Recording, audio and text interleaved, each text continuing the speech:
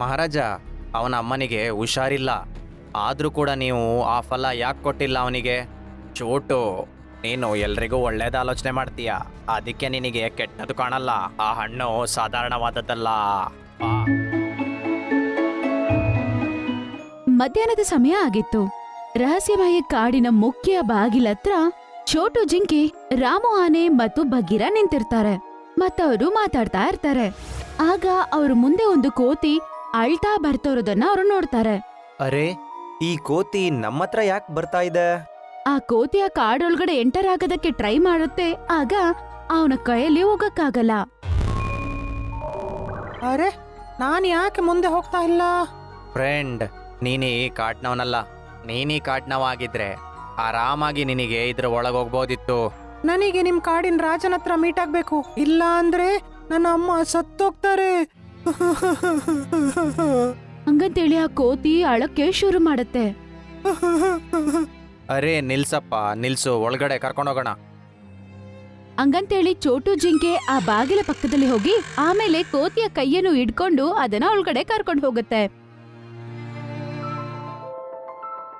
ಆಗ ಕೋತಿ ನೋಡ್ತಾನೆ, ಕಾಡಲ್ಲಿರುವ ಹಣ್ಣುಗಳು ಹಂಗೆ ಪ್ರಕಾಶವಾಗಿ ಇರುತ್ತವೆ. ಅದು ಮಾತ್ರ ಅಲ್ಲದೆ ಅಲ್ಲಿ ಓಡ್ತಿರುವ ನದಿಯಲ್ಲಿ ಗುಲಾಬಿ ಶರ್ಬತ್ ಇರುತ್ತೆ. ಅರೆ, ಇದು ನಾನು ಒಳಗಡೆ ಹೇಗ್ ಬಂದೆ? ಮತ್ತೆ ಇದು ಯಾಕೆ ಶೈನ್ ಹೊಡಿತಾ ಇದೆ? ಮತ್ತೆ ನದಿ ಯಾಕೆ ಪಿಂಕ್ ಕಲರ್ ಇದೆ? ನೀನು ಹೇಗ್ ಬಂದೆ ಅಂದ್ರೆ, ನೀನು ನಮ್ಮ ಕಾಡಿನ ಒಂದು ಪ್ರಾಣಿಯ ಕೈ ಹಿಡ್ಕೊಂಡು ಒಳಗೆ ಬಂದೆ ಅಲ್ವಾ, ಅದಕ್ಕೆ ನೀನು ಒಳಗಡೆ ಬಂದಿದ್ದು ಕಣೋ. ಇದನ್ನೆಲ್ಲ ನೀನು ನಮ್ಮ ಕಾಡಲ್ಲಿ ನೋಡ್ತಾ ಇದ್ದೀಯ ಅಲ್ವಾ, ಅದಕ್ಕೋಸ್ಕರ ನಮ್ಮ ಕಾಡನ್ನ ರಹಸ್ಯಮಯ ಕಾಡು ಅಂತಾರೆ. ಸರಿ ಕೇಳಿದ್ದೆ ನಾನು ಈ ಕಾಡಿನ ಬಗ್ಗೆ. ಇದು ನಿಜವಾಗ್ಲೂ ರಹಸ್ಯಮಯ ಕಾಡೇನೆ. ಈಗ ಹೇಳು, ಏನ್ ವಿಷಯ? ನಮ್ಮ ಕಾಡಲ್ಲಿ ಏನ್ ಕೆಲ್ಸ ನಿನಗೆ? ನನ್ನ ಹೆಸರು ಮಿಂಕು ಅಂತ. ನನ್ನ ತಾಯಿಗೆ ತುಂಬಾ ಹುಷಾರಿಲ್ಲ. ನಿಮ್ಮ ರಾಜನನ್ನು ನಾನು ಮೀಟ್ ಆಗಿಲ್ಲ ಅಂದ್ರೆ ಅವರು ಸತ್ತೋಗ್ತಾರೆ. ಅದನ್ ಕೇಳಿಸ್ಕೊಂಡು ಚೋಟು ಜಿಂಕೆಗೆ ತುಂಬಾನೇ ಪಾಪ ಅನ್ಸುತ್ತೆ. ಅವ್ರ ಮೂವರು ಆ ಕೋತಿಯನ್ನು ಆ ಕಾಡಿನ ರಾಜನಾದ ಶೇರ್ಖಾನಿನ ಬಳಿ ಕರ್ಕೊಂಡು ಹೋಗ್ತಾರೆ. ಮಹಾರಾಜರಿಗೆ ಜಯ ಆಗ್ಲಿ. ಏ ಚೋಟು, ಹೇಗಿದ್ದೀಯಾ? ಈ ಕೋತಿ ಯಾರೋ? ಮಹಾರಾಜ, ಈ ಮಿಂಕು ಕೋತಿ ತುಂಬಾ ಸಮಸ್ಯೆಯಲ್ಲಿದೆ. ನಿಮ್ಮ ಹೆಲ್ಪ್ ಬೇಕಂತೆ, ಅದಕ್ಕೆ ಕರ್ಕೊಂಬಂದೆ. ಹೇಳು, ಏನ್ ಸಮಸ್ಯೆ ನಿನಗೆ? ಮಹಾರಾಜ, 2 ವಾರದಿಂದ ನನ್ನ ಅಮ್ಮನಿಗೆ ಹುಷಾರಿಲ್ಲ. ಅವರಿಗೀಗ ಕಣ್ ಕಾಣ್ತಾ ಇಲ್ಲ. ದಿನ ದಿನ ಹೋದಾಗೆ ಅವರ ದೇಹನೂ ವೀಕ್ ಆಗ್ತಾ ಇದೆ. ಆ ಬಂಗಾರದ ಮರದಲ್ಲಿ ಬೆಳೆಯೋ ಫಲ ಕೊಟ್ರೆ ನನ್ನ ಅಮ್ಮ ಗುಣಮುಖ ಆಗ್ತಾರೆ. ಸಿಂಹ, ಇಲ್ಲ, ಸುಮ್ನೆ ನಾವ್ ಯಾರಿಗೂ ಕೊಡಲ್ಲ. ಮತ್ತೆ ಇಲ್ಲಿಂದ ಕರ್ಕೊಂಡೋಗಿವ ನನ್ನ. ಅದನ್ ಕೇಳಿಸ್ಕೊಂಡು ಎಲ್ಲಾರ್ಗೂ ಶಾಕ್ ಆಗ್ಬಿಡುತ್ತೆ. ಆಗ ಗೇಂಡ ಮೃಗ ದೂರದಿಂದ ಬಂದು ಅವನನ್ನ ಗುದ್ದಿ ಆಚೆ ತಳ್ಬಿಡುತ್ತೆ. ಆಗ ಚೋಟು ಜಿಂಕೆ ಶೇರ್ಖಾನ್ ಹತ್ರ ಸವಾಲ್ ಮಾಡ್ತಾನೆ. ಮಹಾರಾಜ, ಅವನ ಅಮ್ಮನಿಗೆ ಹುಷಾರಿಲ್ಲ. ಆದ್ರೂ ಕೂಡ ನೀವು ಆ ಫಲ ಯಾಕೆ ಕೊಟ್ಟಿಲ್ಲ ಅವನಿಗೆ? ಚೋಟು, ನೀನು ಎಲ್ರಿಗೂ ಒಳ್ಳೇದ ಆಲೋಚನೆ ಮಾಡ್ತೀಯ, ಅದಕ್ಕೆ ನಿನಗೆ ಕೆಟ್ಟದ್ದು ಕಾಣಲ್ಲ. ಆ ಹಣ್ಣು ಸಾಧಾರಣವಾದದ್ದಲ್ಲ. ಬಾ. ಶೇರ್ಖಾನ್ ಚೋಟು ಜಿಂಕೆನ ಆ ಮೆಹಲ್ ಆಚ್ ಕಡೆ ಕರ್ಕೊಂಡು ಹೋಗ್ತಾನೆ. ಅಲ್ಲಿ ಒಂದು ಬಂಗಾರದ ಮರ ಇರುತ್ತೆ. ಆ ಮರದಲ್ಲಿ ಒಂದೇ ಒಂದು ನೀಲಿ ಬಣ್ಣದ ಹಣ್ಣಿರುತ್ತೆ. ಈ ಫಲ ಇದೆಯಲ್ಲ, 5 ವರ್ಷದಲ್ಲಿ ಒಂದ್ಸರಿ ಆಗೋದು. ಯಾರಿಗಾದ್ರೂ ಹುಷಾರಿಲ್ಲ ಅಂದ್ರೆ ಇದನ್ನ ತಿಂದ್ರೆ ಅವರು ಆರಾಮಾಗಿ ಹೋಗ್ತಾರೆ.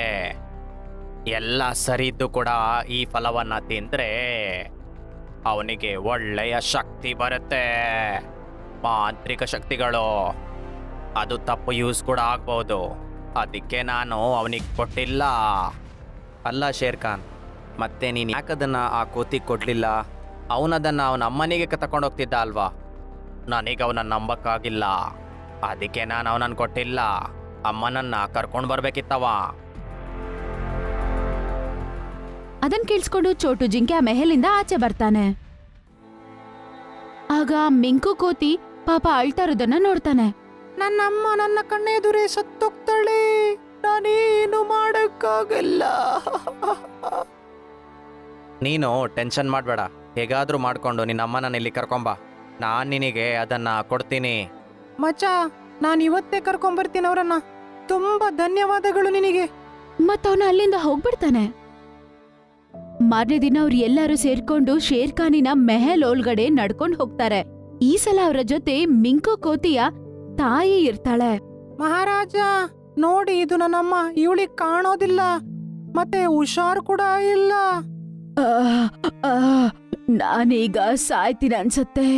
ಬೇಗ ನಾನ್ ಸತ್ರು ಪರವಾಗಿಲ್ಲ, ಈ ನೋವಿನಿಂದ ನಾನ್ ತಪ್ಸ್ಕೊಂಡ್ರೆ ಸಾಕು ಹಂಗಂತ ಹೇಳ್ತಾ ಆ ಕೋತಿ ಹಂಗೆ ಕೆಳಗಡೆ ಬಿದ್ದೋಗುತ್ತೆ. ಮತ್ತೆ ನೋವಿನಿಂದ ಅದು ನರ್ಲಾಡ್ತಾ ಇರುತ್ತೆ.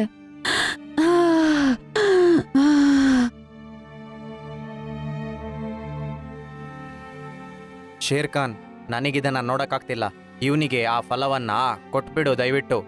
ಚೋಟು, ನೀನ್ ಇಷ್ಟ ಹೇಳ್ತಾ ಇದ್ದೀಯಾ ಅಂದ್ರೆ ಸರಿ ಪಾ, ನಾನದನ್ನ ಇವನಿಗೀಗ ಕೊಡ್ತೀನಿ. ಶೇರ್ ಖಾನ್ ಎಲ್ಲಾರನ್ನೂ ಅವನ ತೋಟಕ್ಕೆ ಕರ್ಕೊಂಡು ಹೋಗ್ತಾನೆ. ರಾಮು, ಈ ಹಣ್ಣನ್ನ ತೆಗೆದು ಅವಳಿಗೆ ಕೊಡು. ಆನೆ ಆ ಮರದಲ್ಲಿರುವ ಹಣ್ಣನ್ನು ಕಿತ್ತಿ ಪಕ್ಕದಲ್ಲಿರುವ ಕೋತಿ ಹತ್ರ ಕೊಟ್ಬಿಡ್ತಾನೆ. ತುಂಬಾನೇ ನನ್ಗೆ ನೋವ್ತಾ ಇದೆ. ಇದನ್ನ ತಿನ್ನಿಯಮ್ಮ, ನೀವು ಆರಾಮಾಗ್ತೀರಾ. ಹಂಗಂತ ಹೇಳ್ತಾ ಆ ಕೋತಿ ತಾಯಿಯ ಬಾಯಿಯಿಂದ ನಗು ಶುರು ಆಗತ್ತೆ.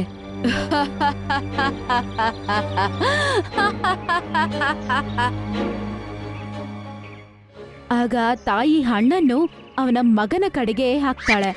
ಅವನದನ್ನ ಕ್ಯಾಚ್ ಹಿಡ್ಕೊಂಡು ತಿನ್ನಕ್ಕೆ ಶುರು ಮಾಡ್ಬಿಡ್ತಾನೆ. ಅಯ್ಯೋ! ಒಂದು ಕ್ಷಣ ಅವರೆಲ್ಲರೂ ಶಾಕ್ ಆಗ್ಬಿಡ್ತಾರೆ. ಆಮೇಲೆ ಕೋಪಗೊಂಡ ಶೇರ್ ಖಾನ್ ಅವನನ್ನ ಒಡೆಯಕ್ಕೋಸ್ಕರ ಜಂಪ್ ಮಾಡ್ತಾನೆ. ಅಷ್ಟಲ್ಲೇ ಆ ಹಣ್ಣನ್ನು ತಿಂದ ಅವನಿಗೆ ಪವರ್ ಬಂದಿರುತ್ತೆ. ಅವನು ಅವನ ಕೈಯನ್ನು ಅಲ್ಲಾಡಿಸಿ ಆ ಶೇರ್ ಖಾನನ್ನೇ ಬಂಧಿಸ್ಬಿಡ್ತಾನೆ. ನನ್ನ ಐಡಿಯಾ ವರ್ಕ್ ಆಯ್ತು. ಇವನಿಗೆ ಶಕ್ತಿ ಬಂದಿದೆ. ಇಲ್ಲಿ ನಾವು ನಿಂತ್ರೆ ನಮ್ಮನ್ನು ಹಿಡಿದಾಕ್ತಾನೆ ಇವನು. ಹಂಗಂತ ಅವ್ರ ಮೂವರು ಹಿಂದ್ಗಡೆ ಇರೋ ಬಾಗಿಲಿಂದ ತಪ್ಸ್ಕೊಂಡು ಓಡೋಗ್ಬಿಡ್ತಾರೆ. ಆಮೇಲೆ ಆ ಕಾಡಿಗೆ ರಾಜನಾಗಿ ಕೋತಿ ಹೋಗಿ ಕೂತ್ಕೋತಾನೆ. ಮೆಂಕ, ರಾಜನ್ ಕಿರೀಟ ಏನ್ ಮಾಡ್ತಾ ಇದೆ ನಿನ್ ತಲೆ ಮೇಲೆ? ನಮ್ಮ ರಾಜ ಎಲ್ಲಿ? ನಿಮಗ್ ಶೇರ್ ಖಾನ್ ಮೀಟ್ ಆಗ್ಬೇಕಾ? ತಕೊಳ್ಳಿ. ಹಂಗಂತ ಹೇಳಿದ ತಕ್ಷಣನೇ ಕಾಡಿನ ರಾಜನಾದ ಶೇರ್ ಖಾನ್ ಅವ್ರ ಮುಂದೆ ಪ್ರತ್ಯಕ್ಷ ಆಗ್ತಾನೆ. ಆ ರಾಜನನ್ನು ಈ ಪರಿಸ್ಥಿತಿಯಲ್ಲಿ ಕಂಡ ಆ ಕಾಡಿನ ಜಂತುಗಳು ಶಾಕ್ ಆಗ್ತಾರೆ. ಇವತ್ತಿಂದ ಇದು ನನ್ನ ಕಾಡು. ನಾನ್ ನಿಮ್ ರಾಜ. ನಾನ್ ಹೇಳಿದಾಗ ಇಲ್ಲಿರ್ಬೇಕು ನೀವಿನ್ನು. ಆಮೇಲೆ ಜಂತುಗಳು ತುಂಬಾನೇ ಶಾಕ್ ಆಗ್ತಾರೆ. ಅವನ ಈ ಕುತಂತ್ರವನ್ನು ಕೇಳಿಸ್ಕೊಂಡು ಅವರು ತುಂಬಾನೇ ಬೇಜಾರಾಗ್ತಾರೆ.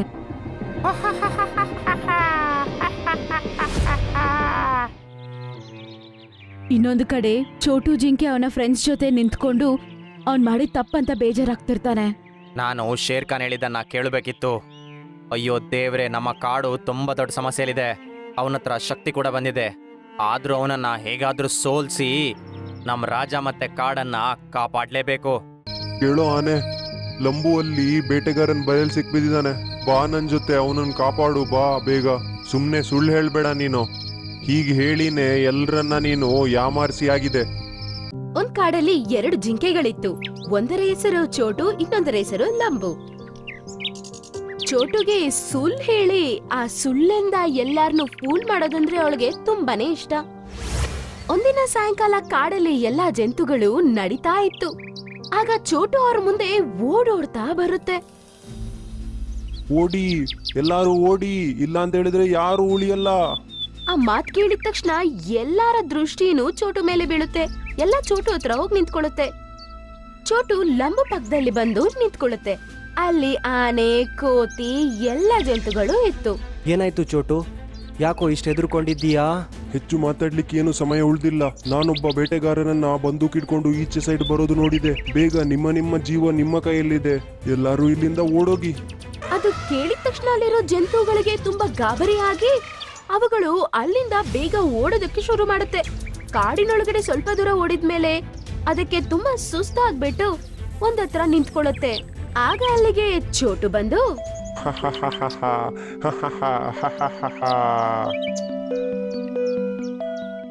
ಏನಾಯ್ತು ಚೋಟು, ನೀನ್ ಯಾಕೆ ಹೀಗೆ ನೆಗಾಡ್ತಿದ್ದೀಯಾ ನಮ್ಮನ್ನ ನೋಡಿ? ನೀವು ಬೇಟೆಗಾರನ ಹೆಸರು ಕೇಳಿದ ಕೂಡಲೇ ಹೇಗೆ ಓಡೋದ್ರಿ? ಅದನ್ನ ನೋಡಿ ನಂಗೆ ನಗು ತಡ್ಕೊಳಕ್ ಆಗ್ಲಿಲ್ಲ.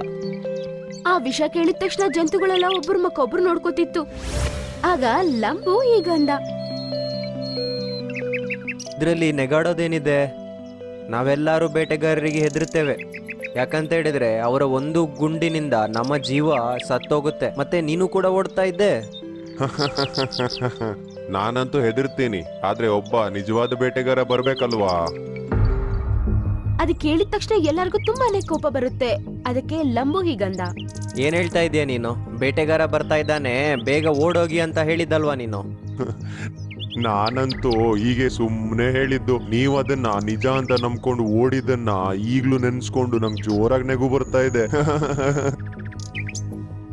ಹಂಗಂತೇಳಿ ಚೋಟು ಚೆನ್ನಾಗಿ ನಗಿತಾ ಇರತ್ತೆ. ಅದನ್ನ ನೋಡಿ ಅಲ್ಲಿರುವ ಜಂತುಗಳಿಗೆ ತುಂಬಾನೇ ಕೋಪ ಬರುತ್ತೆ. ಒಂದಿನ ರಾತ್ರಿ ಹಿಂಗೆ ಎಲ್ಲಾ ಜಂತುಗಳು ಅದ್ರದ್ರ ಕೆಲ್ಸಗಳಲ್ಲಿ ತುಂಬಾ ಬ್ಯುಸಿ ಆಗಿರುತ್ತೆ. ಅವತ್ತೂನು ಚೋಟು ಓಡಾಡ್ತಾ ಬಂದು, ಓಡಿ ಓಡಿ ಓಡಿ ಎಲ್ಲರೂ ಓಡಿ, ಬೇಟೆಗಾರ ಬಂದೂಕ್ ಹಿಡ್ಕೊಂಡು ನಮ್ಮಾಚೆನೆ ಬರ್ತಾ ಇದ್ದಾನೆ.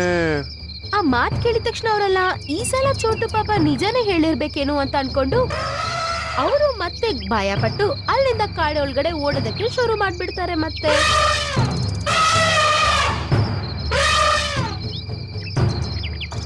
ಕಾಡೊಳಗಡೆ ತುಂಬಾ ದೂರ ಓಡಿ ಓಡಿ ಅವುಗಳು ಟಯರ್ಡ್ ಆಗಿ ನಿಂತ್ಕೊಳ್ಳುತ್ತೆ.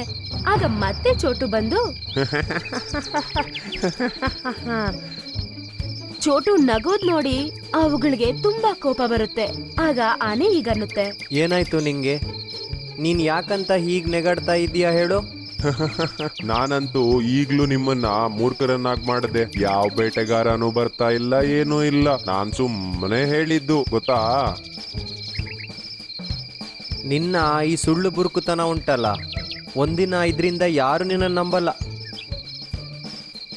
ಲಂಬು ಹಂಗೆ ಹೇಳಿದ ತಕ್ಷಣ ಎಲ್ಲಾ ಜಂತುಗಳು ಅವರವರ ದಾರಿಯಲ್ಲಿ ನಡ್ಕೊಂಡು ಹೋಗ್ತಾ ಇರ್ತಾರೆ. ಮಾರನೇ ದಿನ ಚೋಟು ಕಾಡಿನಲ್ಲಿ ನಡೀತಿರುತ್ತೆ. ನಿಜವಾಗ ಅಲ್ಲಿ ಒಂದು ಬೇಟೆಗಾರ ನಡ್ಕೊಂಡ್ ಬರ್ತಿರ್ತಾನೆ. ಆ ಬೇಟೆಗಾರನನ್ನ ನೋಡಿ ಅದು ತುಂಬಾ ಗಾಬರಿ ಪಡುತ್ತೆ. ಚೋಟು ಯಾವಾಗಿನ ತರನೇ ಅಲ್ಲಿಂದ ಓಡಿ ಹೋಗಿ ಎಲ್ಲಾ ಜಂತುಗಳಿಗೆ ಬೇಟೆಗಾರ ಬಂದಿದ್ದಾನೆ ಅಂತ ಹೇಳುತ್ತೆ. ಓಡಿ, ಎಲ್ಲಾರು ಓಡಿ, ಬೇಗ ಓಡಿ, ಬೇಟೆಗಾರ ಬರ್ತಾ ಇದ್ದಾನೆ. ನಿಮ್ಗೆ ನಿಮ್ ಜೀವ ಬೇಕಾದ್ರೆ ಎಲ್ಲಾರು ಓಡಿ. ಆದ್ರೆ ಈ ಸಲ ಚೋಟು ಮಾತನ್ನ ಯಾರು ಕೇಳಕ್ ರೆಡಿ ಇಲ್ಲ. ಈ ಸರಿ ನಿನ್ ಚೇಷ್ಟೆ ಎಲ್ಲ ಏನು ನಡೆಯಲ್ಲ. ನಾವು ನೀನ್ ಹೇಳಿದ್ದನ್ನ ಏನು ನಂಬಲ್ಲ ಈ ಸರಿ. ಆದ್ರೆ ಈ ಸರಿ ನಾನು ಸುಳ್ಳು ಹೇಳ್ತಾ ಇಲ್ಲ. ಅವನ್ ಕೈಯಲ್ಲಿ ಬಲೆ ಬೇರೆ ಇದೆ. ಅದ್ ಹೇಳೋದ್ ಕೇಳಿ ಜಂತುಗಳೆಲ್ಲ ಅದು ಸುಳ್ಳು ಹೇಳ್ತಿದೆ ಅಂತ ಅನ್ಕೊಂಡು ಅಲ್ಲಿಂದ ಹೋಗ್ಬಿಡ್ತವೆ. ಲಂಬು ಅಲ್ಲೇ ನಿಂತಿದ್ದ. ಸರಿ, ಸ್ವಲ್ಪ ತಿರ್ಗಾಡ್ಕೊಂಡ್ ಬರೋಣ. ನೀನು ಯಾರನ್ನು ಮೂರ್ಖ ಮಾಡಿಲ್ಲ ಅಂತ ನೀನ್ ಬೇಜಾರಲ್ಲಿ ಇರ್ತೀಯ ಅಲ್ವಾ? ಅದಕ್ಕೆ ಸ್ವಲ್ಪ ಕಾಡ್ ಸುತ್ತಾಡ್ಕೊಂಡ್ ಬರೋಣ. ಹಂಗಂತೇಳಿ ಲಂಬು ನಗ್ತಾ ಇರ್ತಾನೆ. ಮತ್ತೆ ಲಂಬು ಚೋಟು ಇಬ್ರು ಸೇರಿ ಕಾಡೊಳಗಡೆ ಸ್ವಲ್ಪ ದೂರ ನಡ್ಕೊಂಡು ಹೋಗ್ತಾ ಇರ್ತಾರೆ. ಅವ್ರೊಂದ್ ಜಾಗಕ್ಕೆ ಹೋಗ್ತಾರೆ. ಅಲ್ಲಿ ಚಂದಮಾಮನ ಬೆಳಕು ಸ್ವಲ್ಪನೂ ಇರೋದಿಲ್ಲ. ಅಲ್ಲಿ ಬೇಟೆಗಾರ ಅವನ ಬಲೆ ಹಾಕಿರ್ತಾನೆ. ಆ ವಿಷಯ ಗೊತ್ತಿಲ್ಲದೆ ಲಂಬು ಆ ಬಲೆ ಒಳಗಡೆ ಹೋಗಿ ಸಿಕ್ಕಾಕೊಂಡ್ಬಿಡುತ್ತೆ. ಅದನ್ನದು ಕಾಪಾಡ್ಕೊಳ್ಳೋದಕ್ಕೆ ಆಗಿಲ್ಲ. ಲಂಬು ಸಿಕ್ಕಾಕೊಂಡಿರೋದನ್ನ ಚೋಟು ನೋಡ್ತಾನೆ. ಚೋಟುಗೆ ತುಂಬಾನೇ ಭಯ ಆಗ್ಬಿಡುತ್ತೆ. ಅವನು ಕಾಪಾಡೋದಕ್ಕೆ ಟ್ರೈ ಮಾಡ್ತಾನೆ, ಆದ್ರೆ ಅವನ ಕೈಯಲ್ಲಿ ಕಾಪಾಡಕ್ಕಾಗಿಲ್ಲ. ಲಂಬು ಕೈಯಲ್ಲಿ ಸ್ವಲ್ಪನೂ ಕದ್ಲಕ್ಕೂ ಆಗಿಲ್ಲ. ಚೋಟು, ಈ ಬಲೆಯಿಂದ ನೀನ್ ನನ್ನನ್ನ ಹೊರಗಡೆ ತೆಗಿಯಕ್ಕಾಗಲ್ಲ ಕಣಯ್ಯ. ಬೇರೆ ಯಾವ್ದಾದ್ರು ಪ್ರಾಣಿನ ಕರ್ಕೊಂಡ್ ಬಾ ದಯವಿಟ್ಟು. ಬೇಟೆಗಾರ ಬಂದ್ರೆ ಅವನ್ ಜೊತೆ ನನ್ನ ಕರ್ಕೊಂಡೋಗ್ತಾನೆ. ಅದನ್ ಕೇಳಿ ಚೋಟುಗೆ ತುಂಬಾ ಭಯ ಆಗತ್ತೆ. ಮತ್ತೆ ಈಗಂತಾನೆ, ನೀನ್ ಹೆದರ್ಬೇಡ ಲಂಬು, ನಾನು ಯಾರನ್ನಾದ್ರೂ ಕರ್ಕೊಂಡ್ಬರ್ತೀನಿ ಈಗ. ಹಂಗಂತೇಳಿ ಚೋಟು ಅಲ್ಲಿಂದ ಹೋಗ್ಬಿಡ್ತಾನೆ. ಸಹಾಯಕ್ಕೋಸ್ಕರ ಅಲ್ಲಿ ಇಲ್ಲಿ ಹುಡುಕ್ತಾ ನಡ್ಕೊಂಡು ಹೋಗ್ತಿರ್ತಾನೆ. ಸ್ವಲ್ಪತ್ತಾದ್ಮೇಲೆ ಅವನ್ಗೆ ಅಲ್ಲಿ ಆನೆ ಕಾಣಿಸುತ್ತೆ. ಕೇಳೋ ಆನೆ, ಲಂಬು ಅಲ್ಲಿ ಬೇಟೆಗಾರನ್ ಬಯಲ್ ಸಿಕ್ಬಿದ್ದಾನೆ. ಬಾ ನನ್ ಜೊತೆ, ಅವನನ್ನ ಕಾಪಾಡು, ಬಾ ಬೇಗ. ಸುಮ್ನೆ ಸುಳ್ಳು ಹೇಳ್ಬೇಡ ನೀನು. ಹೀಗೆ ಹೇಳಿನೇ ಎಲ್ರನ್ನ ನೀನು ಯಾಮಾರಿಸಿ ಆಗಿದೆ. ನಾನು ನಿಜ ಹೇಳ್ತಾ ಇದ್ದೀನಿ, ದಯವಿಟ್ಟು ಬಾ ಬೇಗ. ನಾನ್ ನಿನ್ನ ನಂಬಲ್ಲ ನೋಡು. ನಿನ್ ಜೊತೆ ನಾನು ಎಲ್ಗೂ ಬರಲ್ಲ. ಹಂಗಂತೇಳಿ ಆನೆ ಅಲ್ಲಿಂದ ಹೋಗ್ಬಿಡುತ್ತೆ. ಚೋಟುಗೆ ಬೇಜಾರಾಗಿ ಮತ್ತೆ ಬೇರೆ ಯಾರಾದ್ರೂ ಸಿಗ್ತಾರಾ ಅಂತ ನಡ್ಕೊಂಡು ಹೋಗ್ದಿದ್ದಾಗ ಮರದ ಮೇಲೆ ಒಂದು ಕೋತಿ ಕಾಣಿಸುತ್ತೆ. ಮಂಗಣ್ಣ, ಬೇಗ ನನ್ ಜೊತೆ ನಡಿ. ಅಲ್ಲಿ ಲಂಬು ಬೇಟೆಗಾರರ ಬಲೆಯಲ್ಲಿ ಸಿಕ್ಬಿದ್ಯಾನೆ. ಅವನನ್ನ ಅಲ್ಲಿಂದ ತೆಗಿಲಿಲ್ಲ ಅಂದ್ರೆ ಬೇಟೆಗಾರ ಅವನನ್ನ ಕರ್ಕೊಂಡೋಗ್ತಾನೆ. ಏ ಚೋಟು, ನಾನ್ ನಿನ್ನ ನಂಬಲ್ಲ. ನೀನು ನಮ್ಮನ್ನೆಲ್ಲ 2 ಸರಿ ಮೂರ್ಖ ಮಾಡಿ ಆಗಿದೆ. ಇನ್ನೊಂದ್ಸರಿ ನಿನ್ನ ಆಟ ಇಲ್ಲಿ ನಡೆಯಲ್ಲ. ನಾನ್ ಹೇಳೋದನ್ನ ಸ್ವಲ್ಪ ಕೇಳ್ತೀಯಾ? ಈ ಸಲ ಕೋತಿನೋ ಒಂದ್ ಮಾತನ್ನ ನಂಬದೆ ಅಲ್ಲಿಂದ ಬೇರೆ ಮರಕ್ಕೆ ಎಗುರ್ಕೊಂಡು ಹೋಗ್ಬಿಡ್ತು. ಈಗ ಚೋಟುಗೆ ಅದ್ ಏನ್ ತಪ್ಪು ಮಾಡ್ತಂತ ಚೆನ್ನಾಗ್ ಅರ್ಥ ಆಯ್ತು. ಅದು ಅಲ್ಲಿಂದ ಸಪ್ಪಗ್ ಮುಖ ಹಾಕೊಂಡು ಲಂಬು ಇರೋ ಜಾಗಕ್ಕೆ ನಡ್ಕೊಂಡು ಹೋಗುತ್ತೆ. ಅದು ಲಂಬು ಹತ್ರ ಹೋಗೋದಕ್ಕೆ ಒಂದು ರಾತ್ರಿ ಎಲ್ಲ ನಡ್ಕೊಂಡು ಹೋಗುತ್ತೆ. ಬೆಳಗಾಗತ್ತೆ. ಅದು ಒಪ್ನೆ ಬರೋದನ್ನ ನೋಡಿ ಲಂಬು ಭಯ ಪಡ್ತಾನೆ. ಏನಾಯ್ತು ಚೋಟು, ನಿಂಗೆ ಯಾರು ಸಿಕ್ಕಿಲ್ವಾ? ನಾನ್ ಎಲ್ರಿಗೂ ಕೇಳ್ದೆ, ಆದ್ರೆ ಅವರೆಲ್ಲ ನಾನ್ ಸುಳ್ಳು ಹೇಳ್ತಾ ಇದ್ದೀನಿ ಅನ್ಕೊಂಡ್ರು. ಈಗ ಅರ್ಥ ಆಯ್ತು ನಂಗೆ ಸುಳ್ಳು ಹೇಳೋ ಅಭ್ಯಾಸ ಇಲ್ಲ ಅಂದಿದ್ದಿದ್ರೆ ಅವರೆಲ್ಲ ನನ್ನ ನಂಬಿ ಬರ್ತಾ ಇದ್ರು. ಆಗ ಚೋಟುವಿನ ಗಮನ ಮರದ ಮೇಲೆ ಇರುವ ಕೋತಿ ಮೇಲೆ ಬೀಳುತ್ತೆ. ಆಗ ಚೋಟು ಹೀಗಂತ ಹೇಳುತ್ತೆ, ಅಲ್ ನೋಡು ಮಂಗ, ನೀನ್ ಜೋರಾಗಿ ಅವನನ್ನ ಕರಿ, ಆಗ್ಲಾದ್ರೂ ಅವನ್ ಬರ್ಬೋದು. ಆ ವಿಷಯ ಕೇಳಿದ ತಕ್ಷಣ ಲಂಬು ತುಂಬಾ ಜೋರಾಗಿ ಅದು ಕಿರ್ಚೋ ಶಬ್ದ ಕೇಳಿದ ತಕ್ಷಣ ಲಂಬು ಮೇಲೆ ಕೋತಿಯ ದೃಷ್ಟಿ ಬೀರುತ್ತೆ. ಮತ್ತೆ ಅದು ಮರದಿಂದ ಕೆಳಗಡೆ ಇಳಿದು ಬಂದು ನೋಡುತ್ತೆ. ಅದು ಬಲೆಯಲ್ಲಿ ಸಿಕ್ಕಾಕೊಂಡಿರುತ್ತೆ. ಚೋಟು ಸಹ ಅದ್ರ ಪಕ್ಕನೆ ನಿಂತ್ಕೊಂಡಿದ್ದ. ಅರೆ, ನಾನಂತೂ ಈ ಚೋಟು ಸುಮ್ಮನೆ ಸುಳ್ಳು ಹೇಳಿದಾನೆ ಅಂತ ಅನ್ಕೊಂಡಿದ್ದೆ. ಆದ್ರೆ ನೀನು ನಿಜವಾಗಿ ಸಿಕ್ಕಿಬಿದ್ದಿದ್ಯಾ? ಹಂಗಂತೇಳಿ ಆ ಬಲೆನ ಕಟ್ ಮಾಡೋದಕ್ಕೆ ಕೋತಿ ತುಂಬಾ ಟ್ರೈ ಮಾಡುತ್ತೆ. ಆದ್ರೆ ಅದ್ರ ಕೈಯಲ್ಲಿ ಅದನ್ನ ಕಟ್ ಮಾಡಕ್ಕಾಗಿಲ್ಲ. ನೀನು ಚಿಂತೆ ಮಾಡಬೇಡ, ನಾನು ಹೋಗಿ ಆನೆನ ಕರ್ಕೊಂಡ್ ಬರ್ತೀನಿ. ಈ ಬಲೆನ ಅದು ತುಂಡು ಮಾಡಿ ಹಾಕುತ್ತೆ ನೋಡು. ಹಂಗಂತೇಳಿ ಕೋತಿ ಅಲ್ಲಿಂದ ಹೋಗ್ಬಿಡುತ್ತೆ. ಆದ್ರೆ ಸ್ವಲ್ಪ ತಾದ್ಮೇಲೆ ಕೋತಿ ಮತ್ತೆ ಬರುತ್ತೆ. ಒಬ್ನೇ ಬರೋದಿಲ್ಲ, ಜೊತೆಯಲ್ಲಿ ಎಲ್ಲಾ ಜಂತುಗಳನ್ನ ಕರ್ಕೊಂಡ್ ಬರುತ್ತೆ. ಆ ದೃಶ್ಯನ ನೋಡಿ ಲಂಬು ತುಂಬಾನೇ ಸಂತೋಷ ಪಡ್ತಾನೆ. ಆನೆ ಅದರ ದಂತಗಳನ್ನ ಉಪಯೋಗಿಸಿ ಆ ಬಲೆನ ಕಟ್ ಮಾಡಿ ಬೀಸ್ಬಿಡುತ್ತೆ. ಒಂದ್ ಕಡೆ ಬಲೆ ಕಿತ್ತೋಗ್ಬಿಡುತ್ತೆ. ಆದ್ರೆ ಇನ್ನೊಂದ್ ಕಡೆ ಬಲೆ ಕಿತ್ತಕ್ಕಕ್ ಮುಂಚೆನೆ ಬೇಟೆಗಾರ ಬರ್ತಿರೋದನ್ನು ಅವರೆಲ್ಲ ನೋಡ್ಬಿಡ್ತಾರೆ. ನೋಡಿದ ತಕ್ಷಣ ಅಲ್ಲಿಂದ ಓಡಕ್ ಶುರು ಮಾಡ್ತಾರೆ.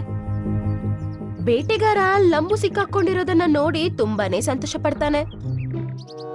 ಚೋಟು ಸ್ವಲ್ಪ ದೂರದಲ್ಲಿ ನಿಂತ್ಕೊಂಡಿತ್ತು. ಅದು ಬೇಕಂತಾನೆ ವಿಚಿತ್ರವಾದ ಶಬ್ದಗಳನ್ನ ಮಾಡ್ತಿತ್ತು. ಮತ್ತೆ ಬೇಟೆಗಾರನ ಮುಂದೆ ಬಂದು ನಿಂತ್ಕೋತು. ಅದನ್ನ ನೋಡಿದ ಬೇಟೆಗಾರನಿಗೆ ತುಂಬಾನೇ ದಿಲ್ಖುಷಾಗಿತ್ತು. ಅವನೇನ್ ಅನ್ಕೊಂಡ ಅಂದ್ರೆ ಇದ್ರ ಜೊತೆ ಇನ್ನೊಂದ್ ಜಿಂಕೆ ಸಿಕ್ಕಿದ್ರೆ ಬಿಂದಾಸ್ ಆಗಿರತ್ತೆ ಅಂತ ಅನ್ಕೊಂಡು ಅದನ್ನ ಹಿಡಿಯೋದಕ್ಕೆ ಮೆತ್ತಗ್ ನಡ್ಕೊಂಡು ಹೋಗ್ತಾನೆ. ಅದನ್ನ ನೋಡಿದ ಆನೆ ಮತ್ತೆ ಅಲ್ಲಿಗೆ ಬಂದು ಮಿಕ್ಕಿರೋ ಬಲೆನೂ ಕಿತ್ತಾಕ್ಬಿಡುತ್ತೆ. ಈ ಸಲನು ಆನೆ ಅದರ ದಂತಗಳನ್ನ ಉಪಯೋಗಿಸಿ ಬಲೆನ ಕಿತ್ತಾಗುತ್ತೆ. ಆ ಬಲೆನ ಕಿತ್ತಾಕಿ ಲಂಬುನ ಕಾಪಾಡುತ್ತೆ. ಲಂಬು ಅಲ್ಲಿಂದ ತಪ್ಪಿಸ್ಕೊಂಡು ಕಿರ್ಚಕ್ ಶುರು ಮಾಡ್ತಾನೆ. ಚೋಟು, ಬೇಟೆಗಾರ ನಿನ್ ಹಿಂದೆನೆ ಇದ್ದಾನೆ, ಓಡು ನೀನು. ಆ ಶಬ್ದ ಕೇಳಿದ ತಕ್ಷಣ ಚೋಟುಗ್ ಅರ್ಥ ಆಗತ್ತೆ ಲಂಬು ತಪ್ಸ್ಕೊಂಡಿದ್ದಾನೆ ಅಂತ. ಮತ್ತೆ ಅದು ಅಲ್ಲಿಂದ ತಪ್ಸ್ಕೊಂಡು ಕಾಡೊಳಗಡೆ ಓಡೋಗ್ಬಿರುತ್ತೆ. ಬೇಟೆಗಾರ ಇನ್ನೊಂದ್ ಕಡೆ ನೋಡಿದ್ರೆ ಇನ್ನೊಂದ್ ಜಿಂಕೆನೂ ಇಲ್ಲ. ಎಲ್ಲವನ್ಗೆ ಅತ್ಯಾಸೆ ಗತಿ ಕೇಡು ಅಂತ ಅರ್ಥ ಆಯ್ತು.